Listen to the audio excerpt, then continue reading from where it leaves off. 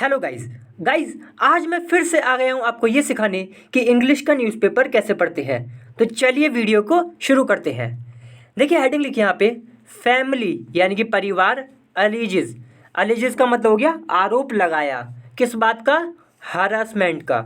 Harassment का मतलब होता है किसी को सताना, किसी को तंग करना। तो इस बात का आरोप लगाया बाय टीचर्स, यानी कि टीचर्स के द्वारा सताया जा रहा था, इस बात का आरोप लगाया परिवार ने। किस चीज़ के बाद? तो वो लिखा है आफ्टर। आफ्टर दलित बॉय, जब दलित बॉय है दोस्तों, दलित बॉय फाउंड, उसको पाया गया डेड, मरा हुआ, इन राजस्थान स्कूल। राजस्थान में कोई स्कूल होगा, उसमें जब इसे मरा हुआ पाया गया तो उसके बाद जो इसके परिवार वाले थे, इसलिए लिखा है फैमिली, उसने क्या किया? आरोप लगाया तंग करने का। किस पर? टीचर्स पर। ठीक है। अब दोस्तों यहाँ से पढ़ते हैं, मैं नीचे कैमरा सेट कर लेता हूँ। सो गाइज मैंने नीचे कैमरा सेट कर लिया है। और मैं आपको एक बात बता दूं कि मैं इस चैनल पे रोज ऐसी वीडियो डालता हूं जिसमें मैं इंग्लिश का न्यूज़पेपर पढ़ना सिखाता हूं। तो अगर आप इस चैनल पे नए हैं तो सब्सक्राइब जरूर कर लें, बहुत ही इंपॉर्टेंट ये आपके लिए चैनल है, बहुत हेल्पफुल रहेगा। और दोस्तों वीडियो को लाइक भी जरूर कर दें। देखिए फिर लिखा है 15 ईयर ओल्ड दलित बॉय, यानी कि 15 साल का, इसलिए लिखा है 15 ईयर ओल्ड। तो 15 साल का दलित बॉय क्या हुआ फिर? स्टडिंग। अब देखिए कॉमा लगाने के बाद ये जो आया है ना स्टडिंग, ये इस दलित बॉय के बारे में ही बताया जा रहा है, कुछ अलग से। क्या बताया जा रहा है? कॉमा लगा के स्टडिंग, जो कि पढ़ रहा था इन क्लास 10th, यानी कि 10वीं क्लास में पढ़ रहा था, ऑफ जवाहर नवोदय विद्यालय। जवाहर नवोदय विद्यालय कोई स्कूल वगैरह होगा दोस्तों, उसमें क्लास 10th में ये पढ़ रहा था, 15 साल का ये बच्चा। वॉज फाउंड, तो इसको पाया गया। वॉज फाउंड दोस्तों पैसिव है, इसका मतलब है कि पाया गया। वॉज फाउंड का मतलब, तो इसको पाया गया डेड, मरा हुआ, इन हिज क्लासरूम, इसके क्लासरूम में, एट प्रागपुरा।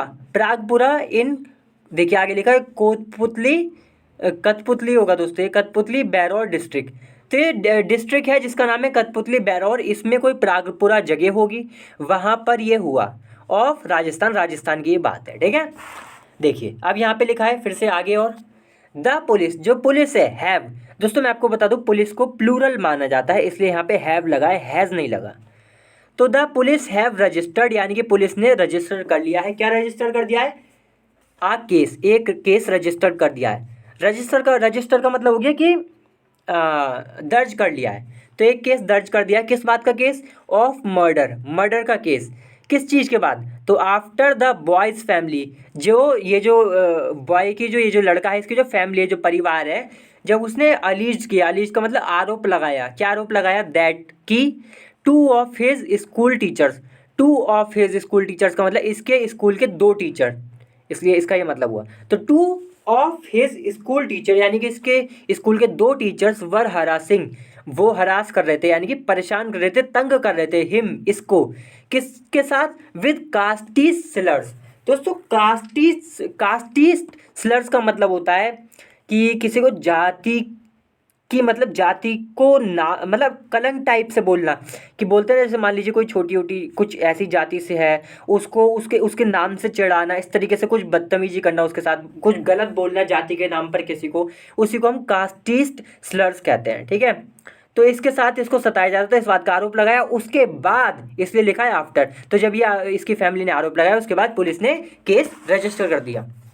ठीक है। फिर लिखा है द बॉय, जो बॉय है ये जो मारा गया, वॉज फाउंड, उसको पाया गया। वॉज फाउंड यानी कि पाया गया। हैंगिंग, हैंगिंग का मतलब लटका हुआ पाया गया। In a government run boarding school.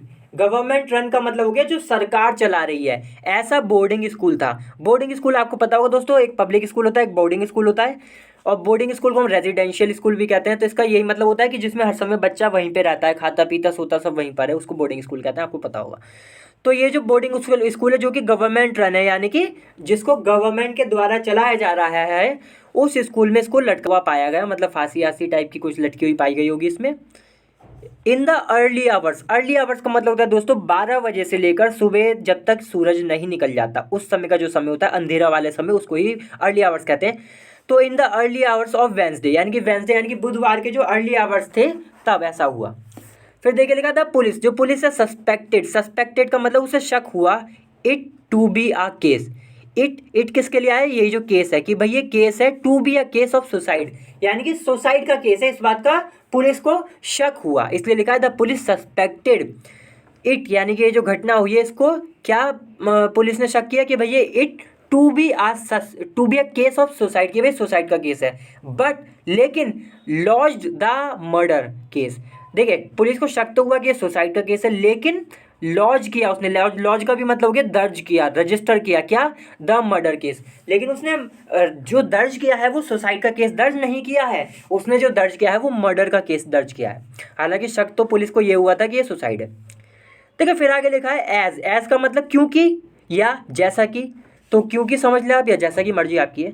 The family, जो फैमिली है, इंसिस्टेड का मतलब फैमिली ने जोर दिया, परिवार ने जोर दिया, दैट की, किस बात पे जोर दिया, दैट की द क्राइम, जो ये क्राइम है, जो अपराध है, वॉज मेड टू लुक का मतलब है कि इसको ऐसा दिखाया जा रहा है लाइक अ सुसाइड, की एक सुसाइड है। ठीक है, तो फैमिली जो परिवार है उसने जोर दिया कि ये जो अपराध हुआ है, जो क्राइम है, इसको ऐसा दिखाया गया है, इसलिए वॉज मेड टू लुक, कि इसको ऐसा दिखाया जाता है कि ये लाइक अ सुसाइड का केस है।